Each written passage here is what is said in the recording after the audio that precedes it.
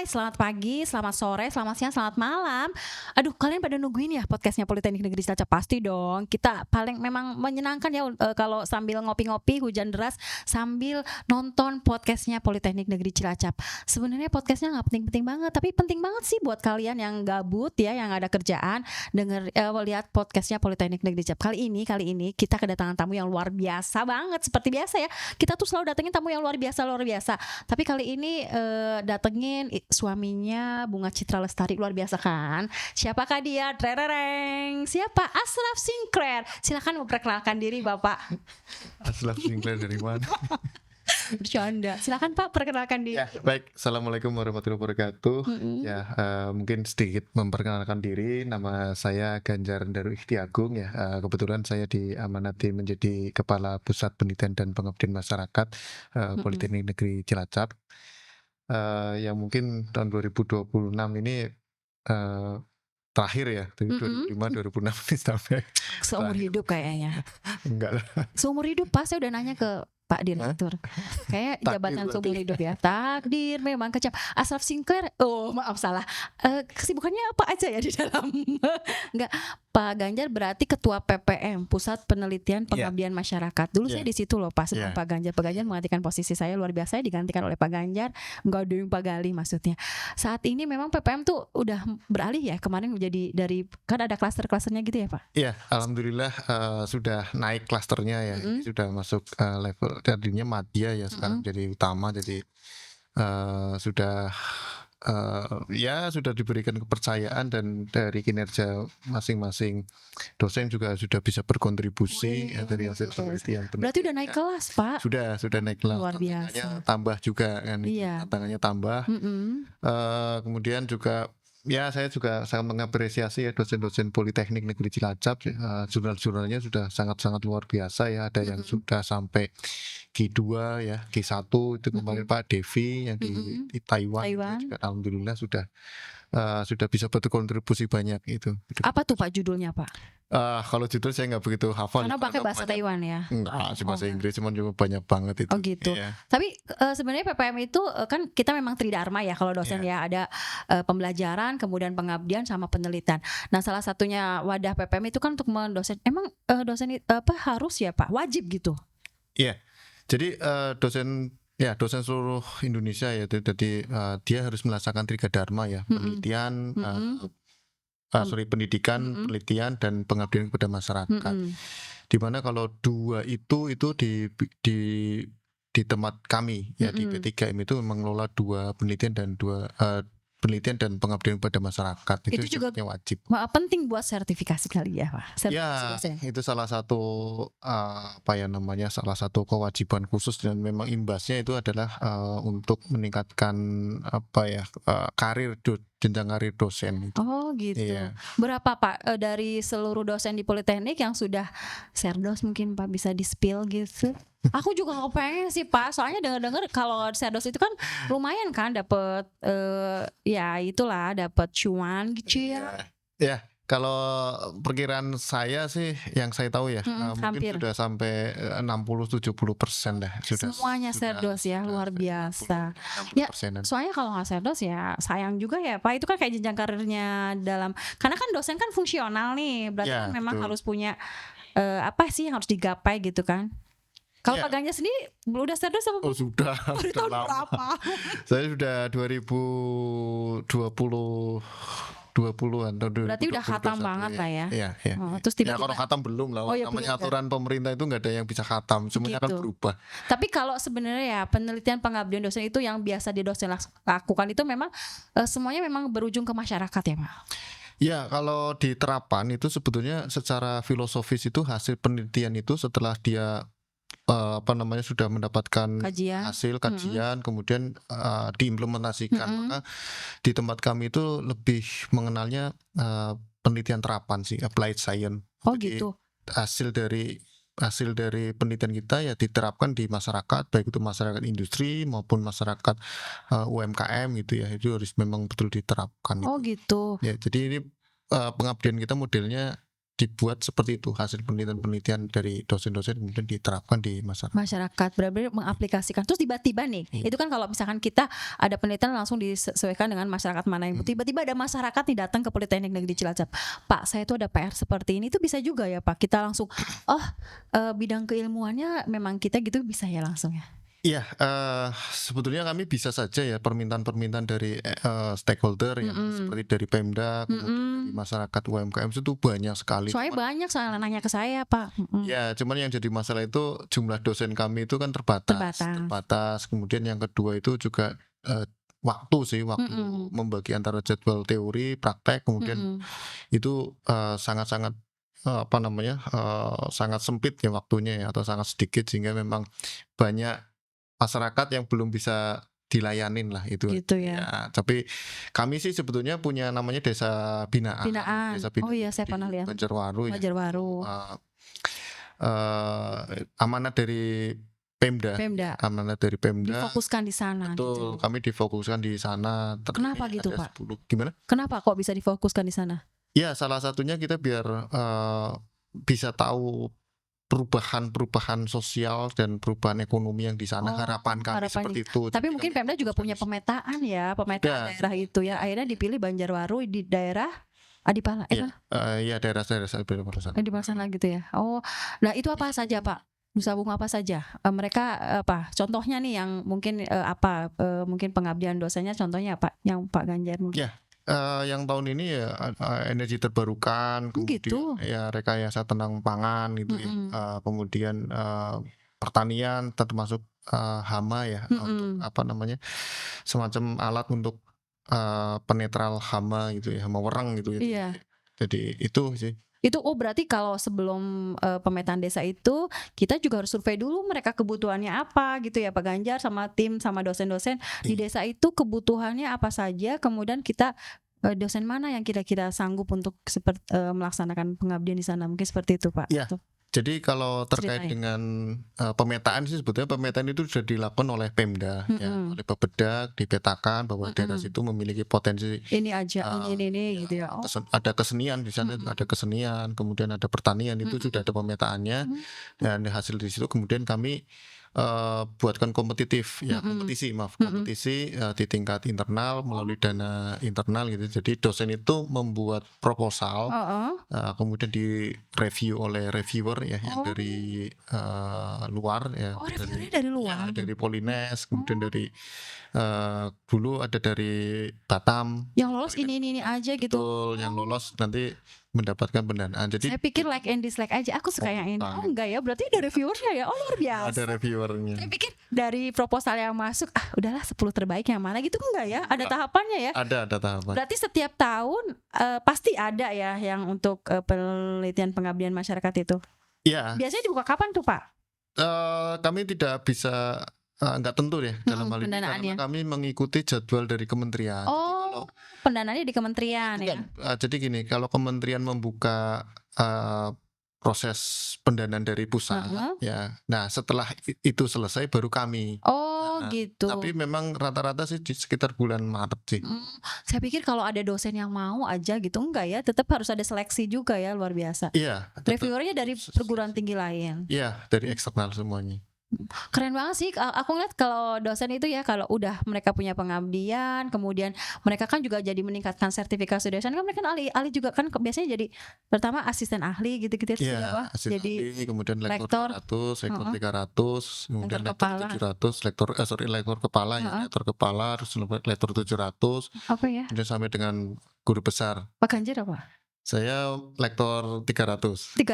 Oh berarti cucu kalau 500. Lektor luar biasa. Kalau dia ditambah 200 sama saya. Jadi lektor 500. Ini Pak, saya itu dengar ya kemarin luar biasa banget. Kita tuh lolos pendanaan atau apa itu ya yang kawasan berdikari. Itu tahapannya seperti apa? Sampai saya lihat di website itu, selamat ya dosen-dosen yang sudah lulus, keren banget. Termasuk Pak Ganjar kayaknya di situ deh. Itu gimana ceritanya Pak? Ya, jadi alhamdulillah tahun 2020 ini prestasi-prestasi dosen Politeknik Negeri Ca sangat banyak ya. Selain berdikari tadi disampaikan Mbak Kiki itu, sebelumnya kami juga mendapatkan beberapa penelitian dari skema hibah BIMA namanya. Dari BIMA itu kami alhamdulillah masuk 10 besar lah Tahun terbanyak berapa? tahun 2024. 2024 kemarin. Termasuk terbanyak ya, terbanyak. Kemudian Ada berapa Pak yang lolos dosen? sekitar 13 kalau ya sekitar. Itu yang BIMA beda dengan yang kementerian. Beda. Yang BIMA ini beda karena ini di bawah APTV. Oh, Di yang bawah buat APTV, kemudian yang berdikari itu di bawah LPDP dan Mitra Studi. Oh. Nah, kalau dari berdikari itu ini adalah program lanjutan aja sebetulnya, program lanjutan dari Innovation Planning tahun 2023. Kemudian hasil dari Innovation Planning itu dibuatkan semacam kompetitif nasional ya di tingkat pusat. Itu alhamdulillah Politeknik itu dapat 3 dari Judul? dapat 3 judul pendanaan itu ya. Dari 4 sih sebenarnya kemarin. Alhamdulillah 4 lolos, kemudian yang 100% didanain itu ada 3. Terus kalau yang nggak didanain berarti bisa danain internal sendiri. Ya karena itu nominalnya besar ya, mungkin nanti dia sifatnya multi years ya. Kalau dana internal ya mungkin sekitar 3 tahun baru terlaksana. Ya kalau yang nggak lolos kemarin. Tapi kalau yang 3 ini multi years juga ya, 2024 sampai 2025 besok. Itu cukup besar sih biayanya. Berapa sih nominalnya? Aku mau loh jadi timnya Pak. Kenapa sih aku nggak dilibatkan? Kan ada honornya ya Pak. Enggak ya? Jangan. Pokoknya kita tuh sebenarnya kalau karena dosen Tridharma ya, tidak ada yang mungkin business oriented atau profit oriented. Tapi kalau aku dilibatkan boleh dong kalau ada honornya. Itu berarti kegiatannya di 2025. Ya kegiatannya sebetulnya sudah bisa dimulai tahun 2024 ini ya. Berapa sih Pak nominalnya? Ya kalau enggak salah kemarin satu proposal itu hampir sekitar 300-an. 300 berarti 3 proposal kan? Ya, sekitar, yang lolos. Sekitar total kalau nominal pastinya ya sekitar 1 miliar. Judulnya apa sih Pak? Kepo. Enggak, dosen tuh berarti boleh, ini saya nanya lagi, kalau ada beberapa pendanaan, boleh dong satu orang karena ketika lolos dalam satu pendanaan lolos nggak masalah nih skemanya, satu lagi lolos nggak masalah ya tengah. Yang penting berbeda pendanaan gitu boleh. Kalau dalam satu kementerian kemudian dalam satu direktorat atau dalam satu program itu tidak boleh. Oh gitu. Dia harus memilih. Kalau di BIMA itu beda-beda juga sih. Kalau di BIMA itu dia bisa jadi anggota dan satu lagi proposal jadi ketua gitu, atau jadi anggota dua-duanya. Cuman kalau di berdikari itu tidak bisa, dia harus memilih salah satunya. Berarti berdikari biar fokus nih sama berdikari aja ya. Judulnya apa Pak? Boleh yang ada 3 proposal itu deh. Kalau judul saya nggak hafal ya, kalau panjang-panjang. Katanya pengganti ikut. Aku harusnya ikut nih biar. Jadi yang pertama itu judulnya konsep awalnya itu adalah kami dari PNC itu mengangkat konsep desentralisasi manufaktur. Desentralisasi manufaktur di mana kami ingin triperhelik lah ya. Triperhelik ada Politeknik, kemudian ada BUMDes, kemudian ada pendidikan SMK ya. Jadi terlibat dalam proses penelitian ini. Itu konsep awalnya menggunakan konsep desentralisasi manufaktur yang memang konsep desentralisasi manufaktur memang itu ide dari kami, supaya bagaimana menggerakkan industri manufaktur itu di Cilacap. Kawasan berdikari itu. Di Cilacap. Nah, kalau secara objeknya jadi alat yang akan dihasilkan itu yang pertama traktor menggunakan sistem modular, sistem modular, kemudian dengan konsep drone gitu ya. Jadi drone kemudian kita tambahkan alat seperti kamera 360 ya. Iya, jadi bisa ngeliat semuanya. Yes. Itu kira-kira di mana Pak? Saya mau di Maus. Udah tahu ya, ini Maus mereka akan mendapatkan. Ya, sudah tahu, masyarakat BUMDesnya sudah tahu. Kemudian yang 2 itu semacam alat pemilih jenis sortir ikan, kemudian termasuk di situ nanti ada sampahnya ya, kita sortir sehingga Eee, yang berkualitas yang dipakai? jadi size Itu ukuran buat di mana itu? Kan harus ada ya itu nanti di Kutawaru. di Heeh, Kutawaro. di Kutawaru. Oh, jadi memang udah ada yang akan, karena memang kalau sebuah bikin proposal kan mereka harus studi dulu kan. Betul, studi Di kelayakan. mana kelayakannya, itu akhirnya bikin proposal, akhirnya kita Ya. ajukan pendanaannya. Berarti kan dari tahun ini kita ACC mungkin berapa bulan yang lalu kita ajukan atau studi Iya, kasusnya. kalau tema tadi sebetulnya cukup sudah lama ya. Mm-mm.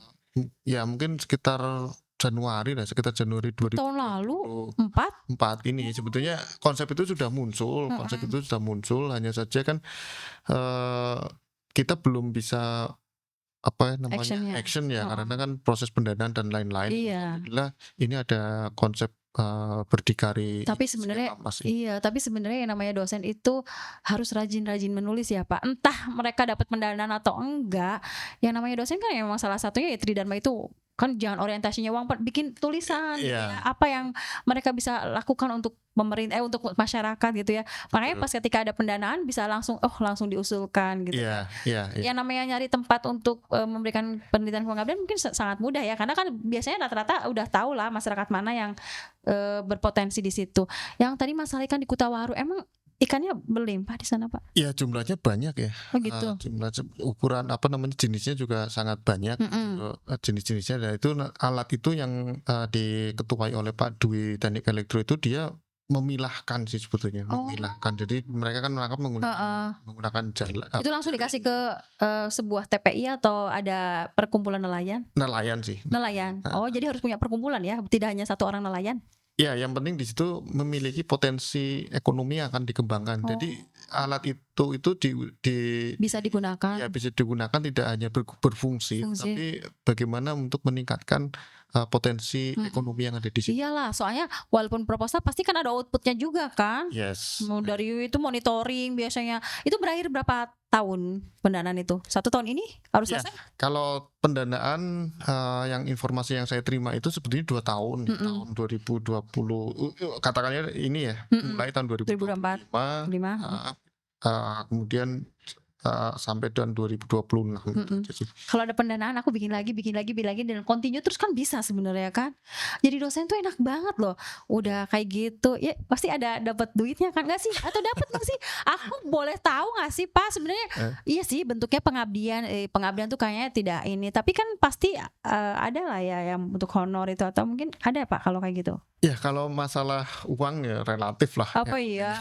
Duh, ternyata ya stylenya dosen seperti ini, cuan gitu ya. Oh gitu ya Pak berarti. Ya, jadi kalau yang kerjaan berdikari karena memang ini sudah ada panduan jumlah studinya ya, dosen juga ada semacam biaya untuk untuk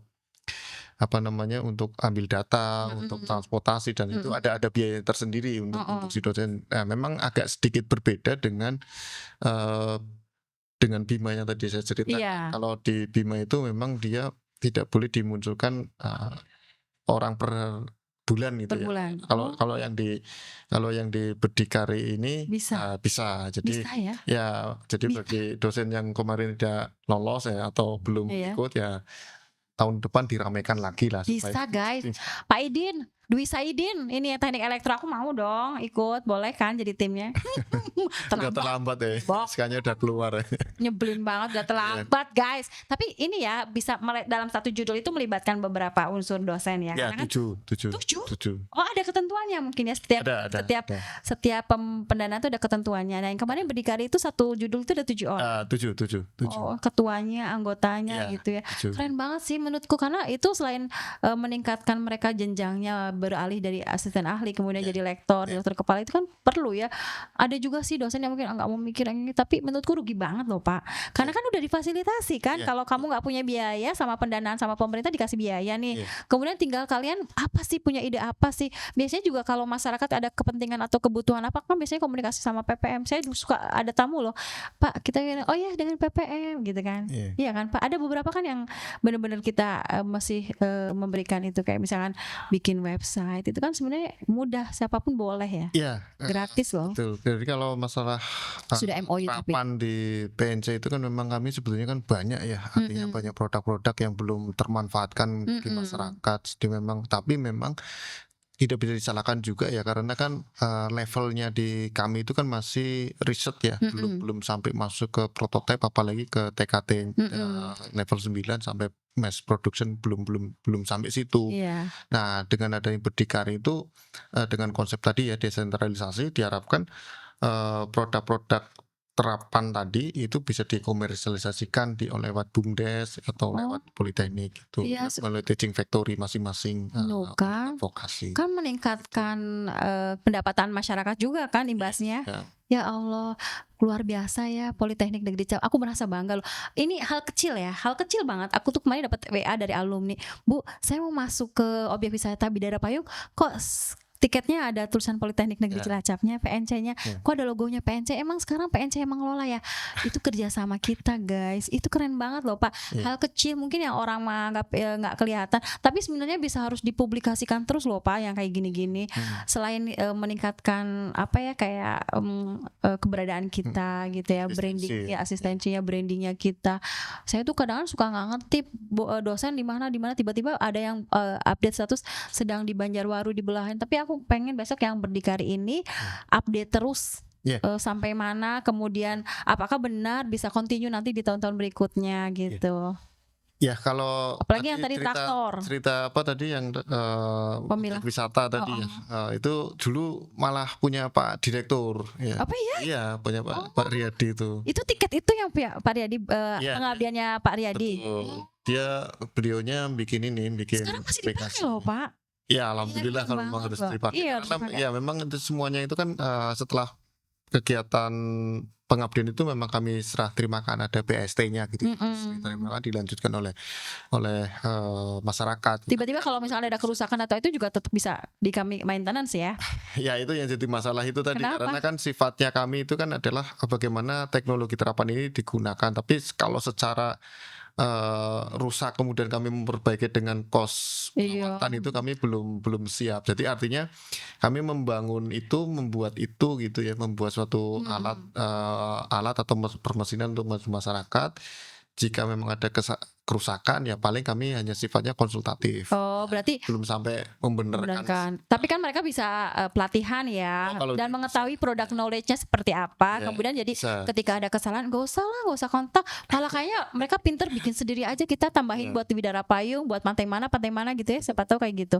Luar biasa sih, keren banget. Aku jadi merasa bangga nih beneran. Aku baru tahu setelah ini kan mendalami PPM. Kalau dulu waktu zaman saya PPM kan masih klaster ya gitu deh. Jadi kayak masih dosennya kita oprak-oprak gitu ya. Ya, betul. Kalau sekarang udah kompetitif ya Pak? Sudah. Kalau dulu kan oprak-oprak, ayo ini ada pendanaan ini gitu ya. Ya, alhamdulillah yang namanya institusi kan pasti kan dia sustain ya. Memiliki apa namanya keberlanjutan yang kalau trennya di PNC. Kalau saya perhatikan saya pribadi itu sudah sangat kompetitif ya. Jadi antar dosen itu kompetitif dalam arti positif gitu. Iya, sportif lah ya. Jadi artinya dosen-dosen juga sudah saling mengerti ya. Bidang ilmunya adalah ini, kemudian dipakai dalam satu proposal membuat rekayasa tertentu. Kemarin juga dari teknik elektronika ya sama PPA kalau nggak salah join kolaborasi. Padahal nggak nyambung ya PPA sama TE ya. Ya, tapi bisa disambung-sambungin. Bisa, sangat bisa, karena di PNC itu kan memang ada yang engineering science, kemudian ada yang social science, dan ada natural science gitu ya. Jadi sangat amat bisa ya, karena ini memang tidak bisa hanya fokus ke elektro, enggak seperti itu gitu. Malah justru kombinasi kan. Aku pernah tahu yang pertanian sistem penyiramannya menggunakan apa, nozzle mungkin itu kan seperti itu ya. Terus penyinaran dengan solar cell. Gitu. Penyinarannya kan UV gitu ya. Punya Pak Galih dan Bu Sari itu. Gitu. Ya, itu kan karena itu kan dari kolaborasi Pak Galih mungkin tidak tahu tentang bagaimana karakter dari tanaman. Jadi berkolaborasi ya. Ya. Kok Pak Gali nggak ngajak aku sih kolaborasinya? Kan aku juga tahu tanaman, Pak. Iya. Besok Pak Gali kolaborasi sama saya tahun ini ya. Tapi keren sih, nggak ada hubungannya tapi bisa bersinambungan akhirnya menjadi satu ya. Iya. Terus ini juga Pak, kalau pengabdian sama pendidikan masyarakat itu, kebanggaan ke masyarakat itu kan melibatkan mahasiswa juga kan. Ya, betul. Itu kayak semacam mereka juga akhirnya tahu gitu kan. Terus mereka nggak mungkin dong nggak melibatkan mahasiswa. Pasti melibatkan mahasiswa. Harus melibatkan. Mahasiswa. Itu kan karena kemarin juga ada instruksi untuk kampus Merdeka. Itu kan kemudian salah satu dari output itu kan memang keterlibatan mahasiswa dalam itu. Kalau mereka memilih sendiri atau boleh ya kita apply mahasiswa, Pak saya bisa ikut Bapak gitu, ada? Kalau cerita itu banyak, cuman memang jujur ini belum tersistem gitu ya. Tempat kami itu belum tersistem. Itu memang keaktifan si mahasiswa dan keaktifan si dosen itu dalam mencari mahasiswa. Ada juga mahasiswa yang karena memang dia pintar pada bidang IoT misalkan itu ya dia dipakai kelompok sana sini. Itu juga ada. Nah itu ya memang ini itu belum lagi kan kadang-kadang ya, seperti itu ya. Ke depan kami bukan buat dengan adanya peraturan tentang tugas akhir itu ya, kemudian bisa dimasukkan ke situ sehingga mahasiswa dan dosen itu bisa berkolaborasi. Iya. Nah ini juga salah satu podcast ini ya, saya juga tujuannya kepada mahasiswa untuk menggerakkan kalian kalau mau ikutan pengabdian pendidikan kepada masyarakat, pepet terus Pak Ganjar, Bu Rosa tuh. Kalau nggak dosennya tuh yang suka ada muncul-muncul bikin pengabdian pendidikan karena ilmunya banyak loh. Terus mereka juga bisa buat contoh atau buat gambaran tugas akhir. Karena biasanya seperti itu. Kemarin misalkan Pak Ganjar tuh bikin ini, sebenarnya aku tuh pengen punya ide gini, kan bisa berkelanjutan kan buat tugas akhir kalian gitu loh. Ini kadang minat untuk aktif dalam penelitian pengabdian masyarakat itu mahasiswa kita masih kurang ya Pak. Masih kurang. Kalau sekarang sudah mulai sih. Sudah mulai banyak karena dengan adanya tadi yang disampaikan Mbak Kiki dari hasil si dosen melakukan suatu riset gitu ya, itu bisa dilanjutkan ke tugas akhir. Tapi tentu saja dengan kesepakatan antara dosen. Karena kan intelektual ya. Antara ada kesepakatan. Kayak contohnya mungkin di Welahan ada solar cell ya. Kemudian solar cellnya ternyata butuh lebih banyak, kan bisa juga mahasiswa bikin TA di sana kan sebenarnya. Ya nggak menutup kemungkinan lah. Apalagi udah punya tahu dosennya yang mana gitu. Aku kalau jadi mahasiswa ya bakal mepet terus Pak Ganjar. Sekarang aja nggak jadi mahasiswa aku pepet terus dia. Bercanda. Terus ada berarti kalau yang namanya planning PPM tuh dari 2023, 2024, 2025 itu sudah ada planningnya ya Pak? Roadmapnya ada. Sampai 2000 berapa Pak? Ya ini kebetulan roadmap untuk PD penelitian itu berakhir tahun 2025 ya. 2025. Jadi itu 2025 diperbarui ya. Kira-kira mau apa gitu ya? Ya diperbarui lah. Kebetulan kami itu sedang ada diferensiasi misi visi gitu. Kita mengangkat, ciri khas. Ya betul. Kita akan mengangkat coastal city atau yang apa itu?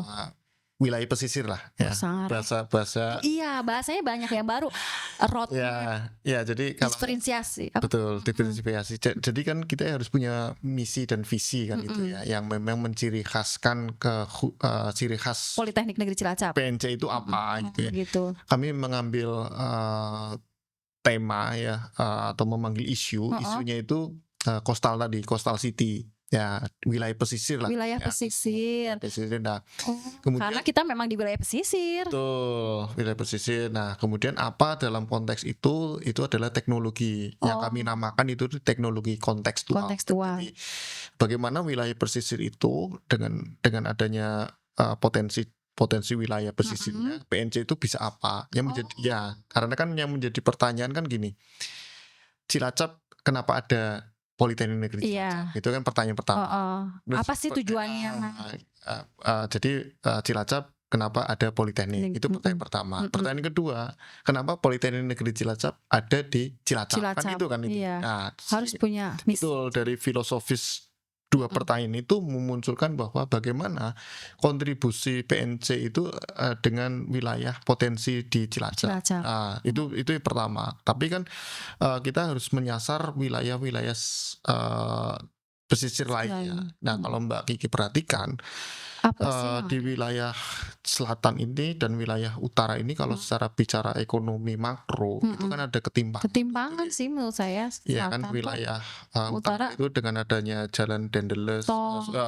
jalan Pantai Utara gitu ya, Mm-mm. kemudian memunculkan sektor-sektor industri Iya. manufaktur gitu ya, Mm-mm. dengan adanya kawasan industri Iya. Batang, kemudian ada industri Lalu gap banget ya.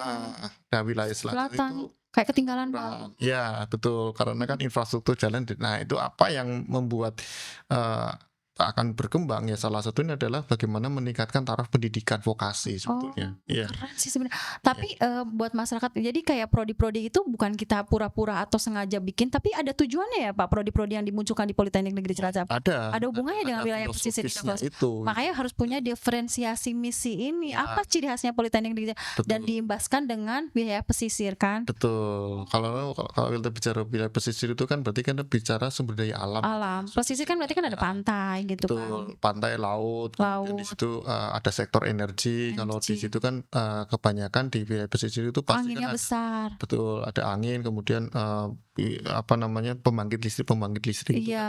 hampir PLTU hampir di pesisir selatan. pesisir gitu ya, pesisir selatan karena kan dengan arus Mm-mm. laut yang dalam, Keren banget. laut yang dalam, kemudian kapal, kemudian Iya. industri energi akan muncul di situ. Makanya teknologi itu sebenarnya ya harus kita munculkan di wilayah pesisir menurut saya sih. Kita nggak jangan boleh kalah dengan wilayah utara yang manufakturnya udah maksudnya udah di mana-mana. Oh berarti mau bikin kawasan industri wilayah pesisir atau gimana Pak? Kalau Cilacap ya nggak, Politeknik ya nggak sampai ya. Oh gitu. Tapi Pemdanya mungkin ya kita mungkin gayung bersambut ya. Iya sudah Ada kawasan industri. ada kalau di Cilacap itu kan ada Cilacap Segar Arta gitu ya. Iya.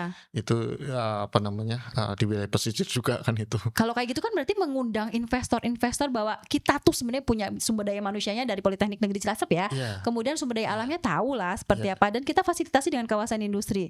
Mungkin kayak gitu ya buat investor. Maksudnya kan Betul. kalau industri kan barang mereka Iya, satu komplek iya. gitu Pak. Ya, nah itu yang tadi Mbak Kiki sampaikan itu sangat benar ya. Jadi gini, kami pernah melakukan suatu kajian tahun 2023 itu kami melihat bahwa Jawa Tengah itu ke depan itu akan banyak investor masuk. Ya, sudah terbukti itu ada di Batang. Iya. Tadi yang saya ceritakan tadi, kemudian ada di kawasan KEK Kendal. KEK Kendal. Aku tahu mereka investor pertama kosnya lebih turun kan kalau di Jawa Tengah. Maksudnya nggak kayak yang di Jakarta gitu untuk betul. gaji dan lain-lain. Trennya sudah ke arah Jawa Tengah. Nah, bagaimana kok menyiapkan sumber daya manusianya? Ya satu-satunya yang menurut sudut pandang kami karena kami berada di vokasi ya pendidikan vokasi kan mereka sudah terampil kan sejak dari apa namanya sudah siap kerja itu terampil jadi investor itu juga apa namanya lebih mudah untuk menarik SDM-nya kan kalau semakin banyak. Iya.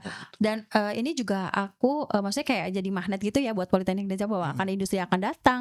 Saya juga nggak perlu mencari mungkin perusahaan yang kayak suka Jabotabek gitu-gitu kan mereka juga kosnya pasti tinggi juga kan. Kalau di sini kan mungkin UMR-nya dan kalau untuk mahasiswa Politeknik Negeri Cilacap kan SDM-nya rata-rata orang Cilacap semua ya. Mereka juga kan nggak perlu yang biaya kos dan lain-lain. Ya sebenarnya ini suatu yang gayung bersambut tadi kata Pak Ganjar. Jadi mereka industri akhirnya membuka di Jawa Tengah, kita menyediakan SDM-nya sebagai Politeknik Negeri Cilacap dan kayak dosen-dosennya juga melakukan penelitian bahwa ini loh yang kita butuhkan. Jadi investor tuh lebih spesifik apa yang bisa diusahakan di Cilacap gitu ya. Ya, mungkin saya lanjutkan lagi ya gimana, Pak? dengan tadi hasil kajian kami di mana tahun 2045 itu yang didengung-dengungkan pemerintah itu kan Indonesia Emas gitu ya. Nah itu Nah kemudian kami sebetulnya ada satu metode yang saya gunakan itu menggunakan sistem dynamic gitu ya. Kemudian kami juga kolaborasi dengan Polines, kemudian dengan Polimerin, kemudian ada ADMI itu ya dan SF Undip sama SF UNS. Kami dari itu menghasilkan suatu policy paper atau policy brief itu ya. Menggunakan dua metode yang kami gunakan itu kualitatif dan kuantitatif. Kalau kuantitatifnya tadi menggunakan sistem dynamic, dan kualitatifnya menggunakan foresight. Nah, dari hasil kajian itu kalau kuantitatifnya dengan sistem dinamik itu tahun 2030 itu permintaan tentang vokasi itu akan meningkat. SDM vokasinya. Jadi ada logiknya. Jadi semakin meningkatnya nilai investasi akan meningkatkan permintaan sumber daya manusia di bidang vokasi. Itu Wes. tren mulai prediksi kami tahun 2030 itu sudah mulai naik. 2030. Ya. Berarti sebenarnya 5 tahun yang akan datang. Iya, nah itu kemudian, ini yang membedakan dari hasil kajian itu. Jadi kami memotret perbedaan antara pendidikan vokasi sama akademik. Jadi, kita harus punya nilai jual dong. Iya, tinggi. ini mohon maaf ini karena hasil kajian ya. Iya. Jadi kalau pendidikan non vokasi itu dia trennya menurun, ya, yang vokasi itu akan naik. Ini nanti bisa lihat di di hasil kajian atau policy paper kami cukup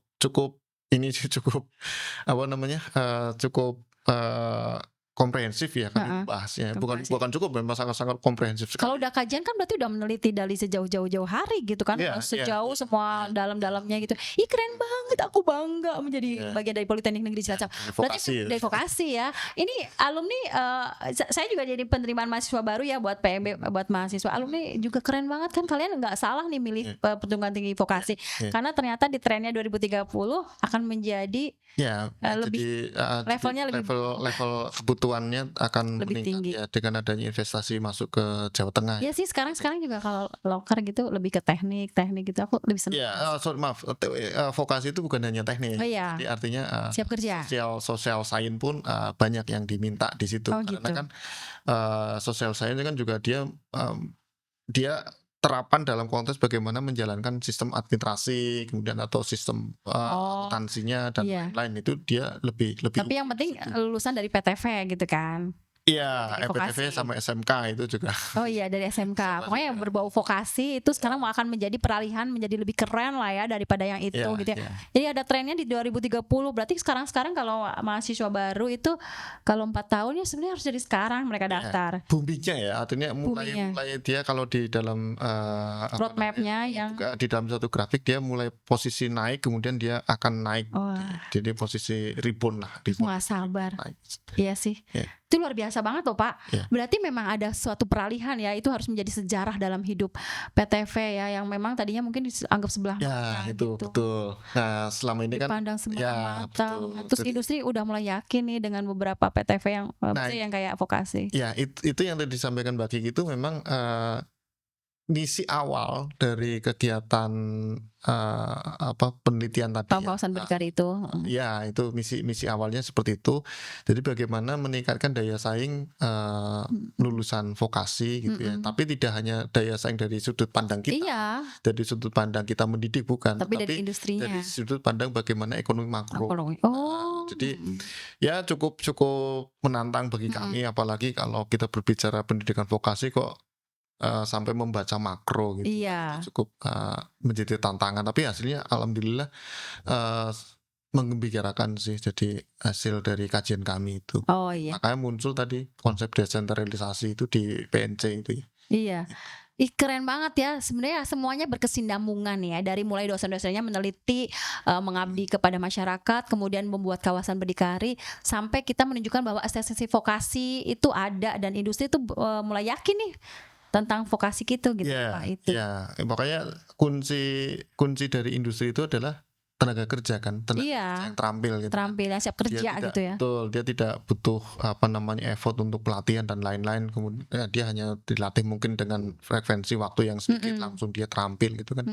Seperti itu. Apalagi teknologi sekarang itu juga sudah eranya digital ya, kemudian AI, kemudian IoT macam-macam itu juga sudah industri manufaktur sudah arahnya sudah ke arah situ semua ya, otomasi gitu ya Pak. Otomasi. Saya pikir memang dosen itu kerjanya kayak cuma belajar ngajar gitu ya.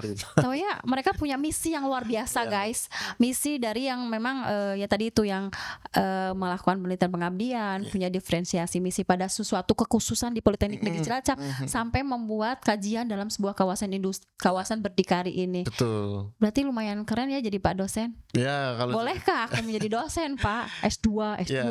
Dosen itu kan dia memang tadi ya Tridharma tadi, yang penting bagaimana sih melihat dosen itu dari esensi yang lebih luas lagi ya, tidak hanya mengajar saja, tidak hanya penelitian saja, tidak hanya pengabdian saja, tapi bagaimana menghasilkan suatu output produk.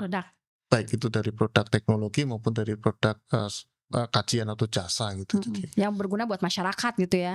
Iya, gitu. keren banget. Terima kasih Pak Ganjar. Ini luar biasa ya.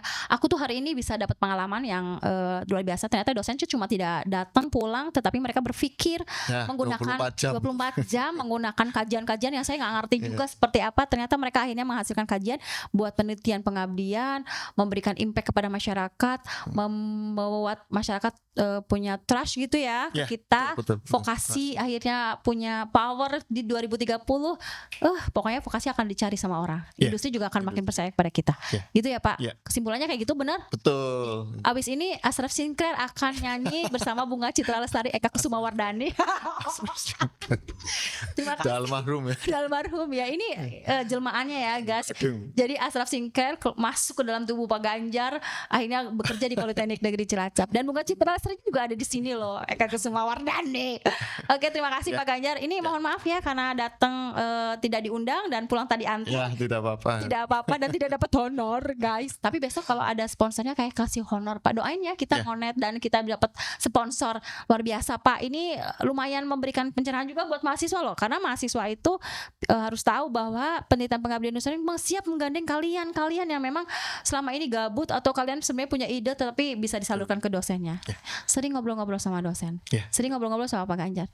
Gitu ya Pak. Terima kasih Pak Ganjar. Ada tambahan Pak? Mungkin closing statement tentang yang tadi Pak Ganjar diferensiasi misi, kawasan berdikari, atau mungkin tentang cuannya itu Pak, boleh Ya, mungkin saya akan memberikan closing statement tiga objek gitu ya. Yang pertama dosen, bagi dosen, terima kasih ya telah memberikan kontribusinya kepada PNC sehingga PNC itu bisa sejauh ini alhamdulillah kita sudah naik sudah naik klaster ya.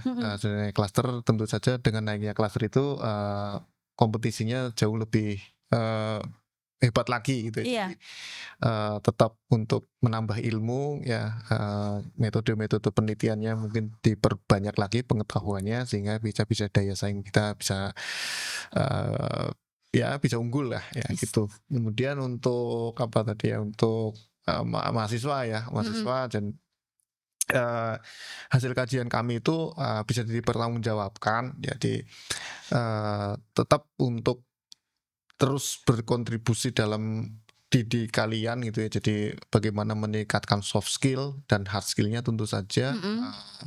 Sebab permintaan tenaga kerja di bidang vokasi dari hasil kajian kami itu pasti akan meningkat. Jadi memang pendidikan vokasi itu akan menjadi ini.